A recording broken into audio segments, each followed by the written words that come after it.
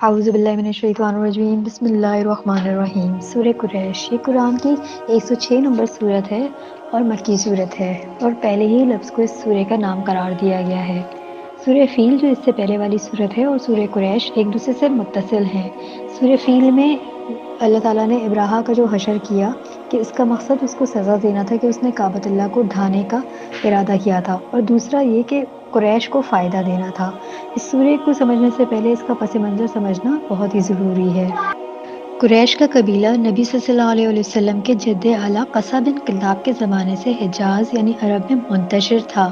قصہ نے ان سب کو مکے میں جمع کیا اور بیت اللہ کی تولیت اس قبیلے کے ہاتھ آ گئی، اس لیے قصہ کو مجموعہ یعنی جمع کرنے والے کا لقب دیا گیا۔ اس کے اعلیٰ تدبر اور تدبیروں نے مکہ کو ایک شہری ریاست مکہ میں بدل دیا اور اطراف سے آنے والے حاجیوں کی خدمت کا بہترین انتظام کیا، جس کے سبب رفتہ رفتہ مغرب کے تمام قبائل اور علاقوں میں قبیلہ قریش کا اثر و رسوخ قائم ہوتا چلا۔ قصہ کے بعد اس کے بیٹے عبد المناف اور عبد الدار کے درمیان مکہ کی ریاست کے منصب دونوں میں تقسیم ہوئے۔ دونوں بیٹوں میں عبد المناف کو اپنے باپ کے زمانے میں ہی ناموری حاصل ہو گئی تھی اور اس کا شرف عرب نے تسلیم کر لیا تھا۔ عبد المناف کے 4 بیٹے ہاشم، عبد الشمس، مطلب اور نوفل تھے۔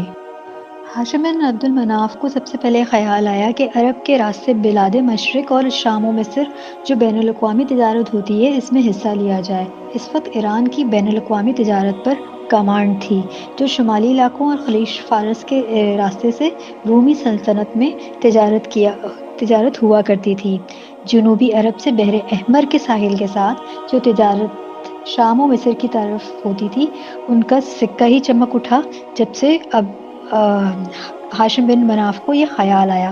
دوسری طرف عربی قافلوں کو بھی یہ سہولت میسر آ گئی تھی کہ ان کے تجارتی قافلوں کو کوئی لوٹتا نہیں تھا، کیونکہ درمیان میں ان خادم حرمین ہونے کے سبب ہاشم نے یہ سب کچھ دیکھتے سمجھتے ہوئے تجارتی اسکیم کو ڈیزائن کیا تھا یا مرتب کیا تھا۔ پھر اس نے اپنے تینوں بھائیوں کو بھی تجارت میں شامل کر لیا۔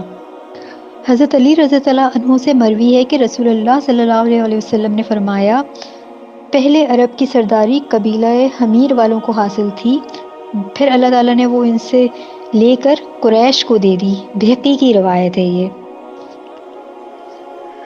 کہ وہ لوگ جو اصحاب ایلاف یعنی الفت پیدا کرنے والے کہلائے، جن کی تدبیروں کے سبب مکہ تجارتی مرکز بن گیا، اللہ نے ان کے ذریعے مکہ کو سب کی ضرورت بنا دیا، اور یہ لوگ جو یعنی قریش تجارتی غرض سے گرمیوں میں شام کے ملک جاتے تھے کیونکہ وہ علاقہ ٹھنڈا تھا، اور سردیوں میں یمن کی طرف جاتے تھے تجارتی غرض سے کیونکہ وہ علاقہ گرم تھا۔ تو ان کو چاہیے کہ وہ سب کچھ جانتے ہیں، سمجھتے ہیں، تو ان پہ لازم ہے کہ وہ صرف اور صرف اس گھر کے مالک کی ہی عبادت کریں کہ اس گھر کے مالک نے ہی اس کے طفیل انہیں امن عطا کیا اور ان کے تجارتی قافلوں کو فروغ بخشا، ان کی فاقہ زدہ زندگیوں سے نکال کر ان کو خوشحالی نصیب فرمائی اور انہیں بھوک میں کھانا دیا، اور وہی اللہ ان کو اس خوف والے ماحول سے امن والے ماحول میں لے آیا۔ وآخر دعوانا ان الحمد للہ رب العالمین۔